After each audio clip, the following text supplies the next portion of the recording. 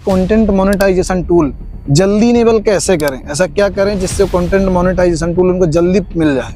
देखिए, content monetization tools पाने के लिए तो मुझे ये बताइए कि आपने अभी तक फेसबुक से टोटल कितने पैसे अर्न कर चुके हैं? देखिए, मैं टोटल 1.5-2 साल से अर्निंग कर रहा हूँ। हाँ, अब मेरी करीबन टोटल अर्निंग हो गई होगी। से आप हमेशा पोस्ट करते हैं तो उससे अच्छी अर्निंग आती है, व्यूज भी बहुत कमाल का आता है।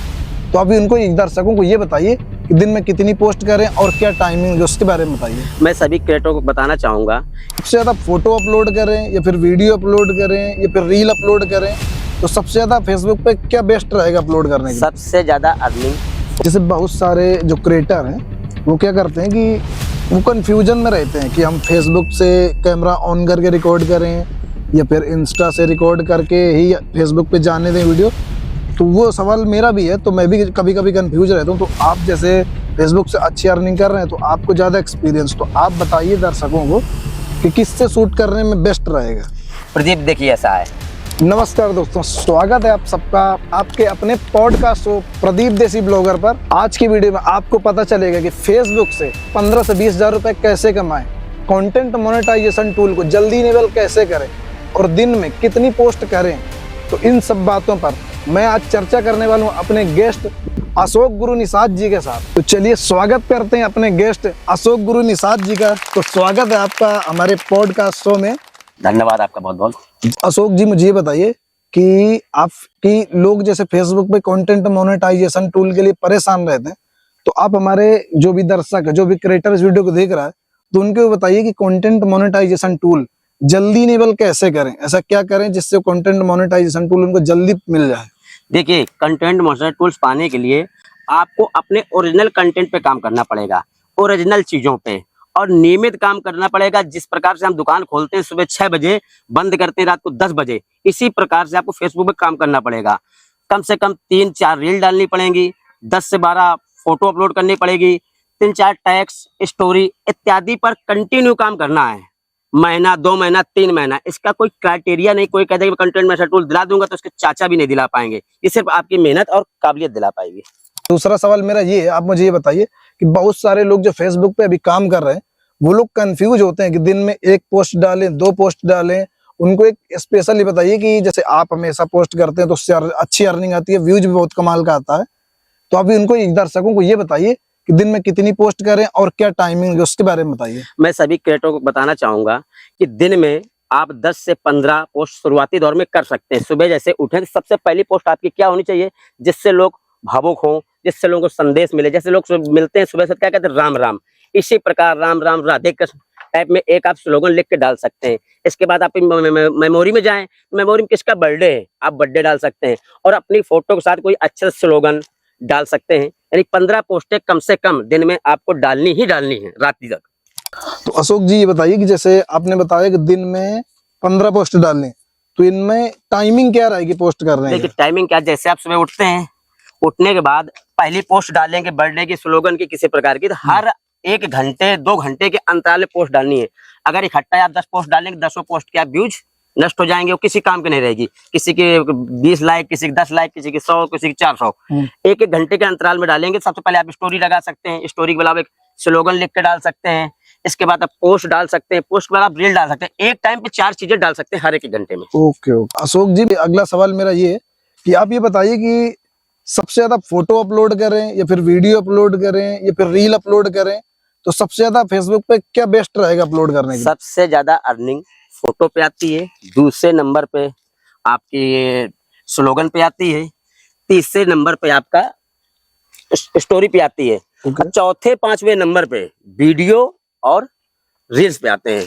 और उसमें रील्स जब अच्छी खासी चलती है, जैसे 3000 चल गई आपकी फोटो, तो उस पर अर्निंग ज्यादा होगी। अगर रील 3000 चल गई तो उस पर अर्निंग हो सकता है ना हो।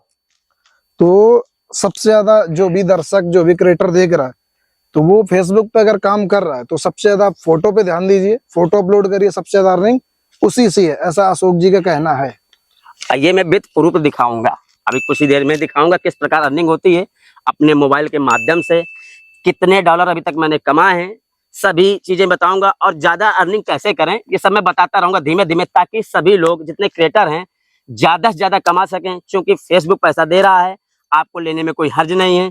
क्योंकि ये पैसा फ्री का है। आप तो फेसबुक चला ही रहे हैं, बस उसमें थोड़ा मेहनत की आवश्यकता है, जितनी मेहनत उतना पैसा।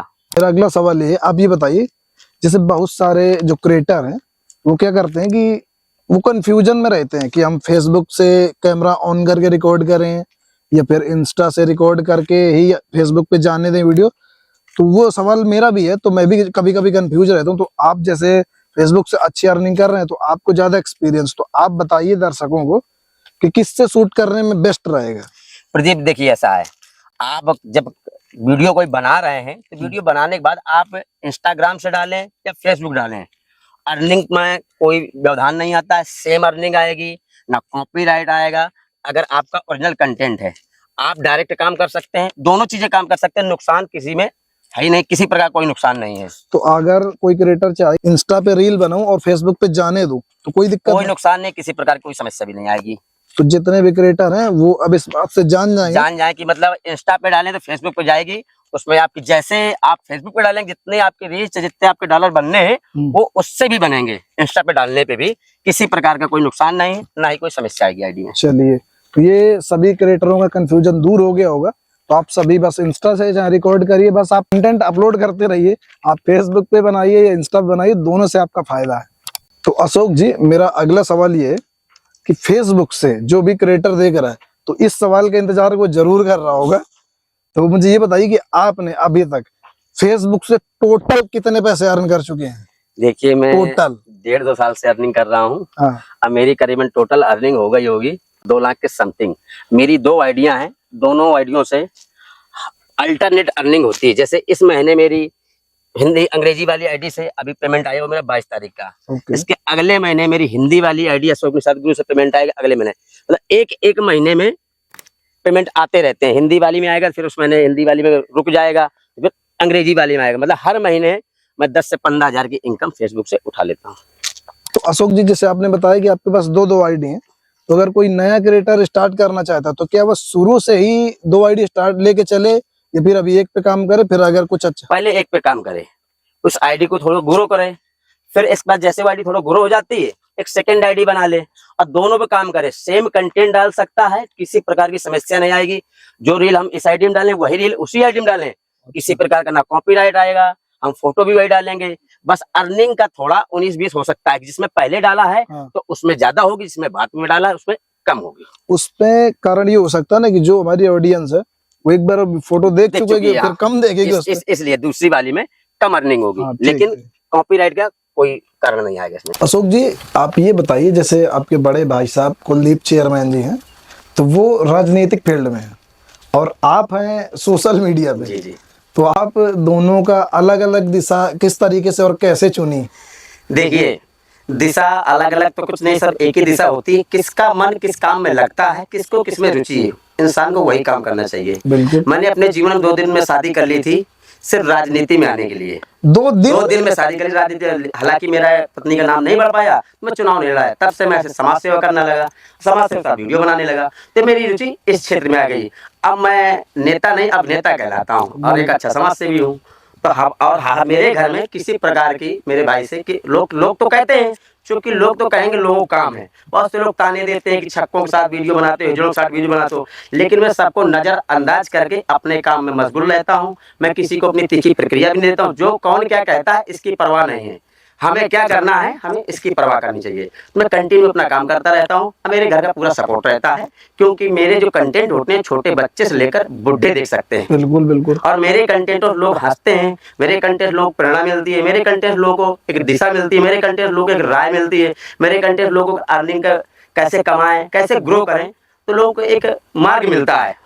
मेरा अगला सवाल आपसे यही था, क्योंकि मुझे भी कभी कभी ये ख्याल आया, बहुत सारे लोग इस तरह से होते होंगे गांव में, आपके शहर में, कि आपके बड़े भाई साहब से जरूर वो एक न एक बार चुगली करते होंगे, भाई साहब आप इतना अच्छा काम कर रहे हो और आपके भाई साहब वीडियो नाचता है। इस तरीके के लोग मिलते हैं। देखिए, कहने के लिए तो लोग मोदी के लिए भी कुछ कहते हैं, बिल्कुल, कहने वालों की परवाह नहीं करती। मोदी जिस तरीके से दिन-रात काम करते हैं, तो हमारा भी कर्तव्य बनता है कि हम अपने काम में मशगूल रहें, ईमानदारी और निष्ठा के साथ, और अच्छे काम करते रहें। तो आपके भाई साहब कभी आपको कुछ नहीं बोले इस मामले में? कभी कुछ नहीं कहा। लोगों ने बहुत शिकायत की कि अशोक को मना करिए, आपकी छवि बहुत अच्छी है, इस तरीके की वीडियो बनाते हैं। तो देखिए, मैं फिल्मी दुनिया में भी देख लीजिए तो किस प्रकार से लोग आगे बढ़े हैं, वही लोग फिल्में देखते हैं, उनको कुछ नहीं कहेंगे, अब वही वीडियो हम उसी गाने पे नाच लेंगे तो हम पे लोग ताने देने लगते हैं। ये हमारे समाज में एक विडंबना है, लेकिन हम अपने काम पे कंटिन्यू जारी रखते हैं, किसी के गलत नहीं है, अपने अच्छे काम करते हैं और करते रहेंगे, लगातार लोग हंसाते रहेंगे, बंधन कराते रहेंगे। बिल्कुल बिल्कुल, बहुत बढ़िया जवाब इनका। तो अशोक जी, मेरा अगला सवाल ये है, तो अपनी बुंदेलखंड रक्तदान समिति जो आपकी चल रही है, मुझे उसके बारे में बताइए कि वो उसकी शुरुआत कैसे हुई, और उसके अध्यक्ष तो आप ही हैं, तो उसकी शुरुआत कैसे हुई और वो समिति करती क्या है?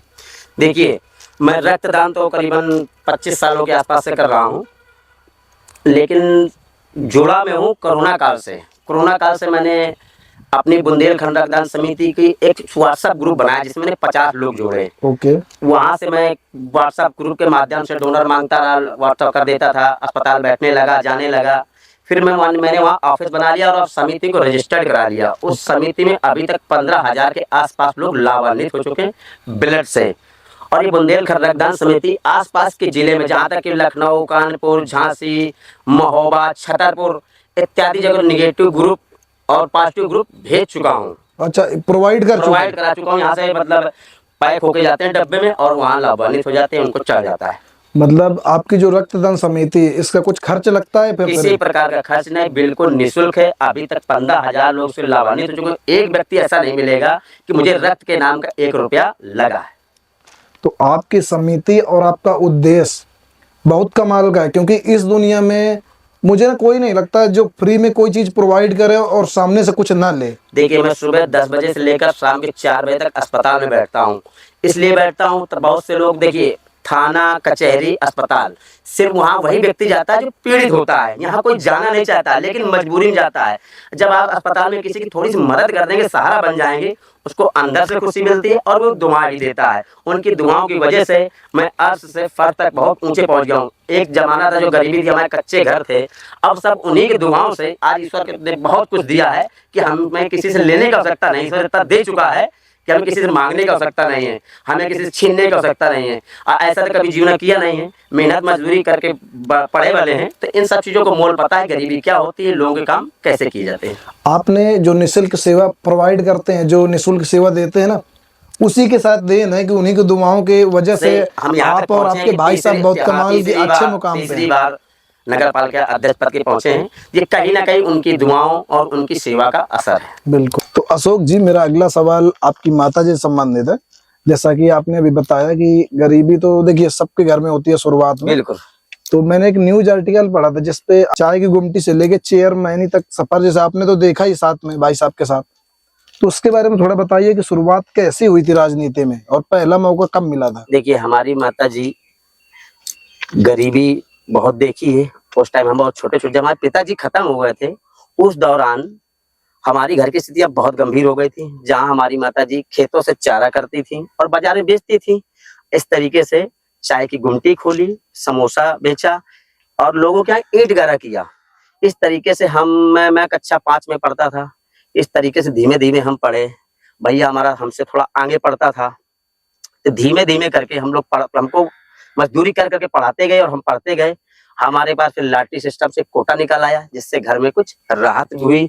उस कोटे की वजह, कोटेदार कभी चुनाव नहीं जीतता है, लेकिन हम उस कोटे की वजह से इतने बार चुनाव जीते हैं, क्योंकि उस कोटे से जितने गरीबों को राशन मिलता था तो देते ही थे।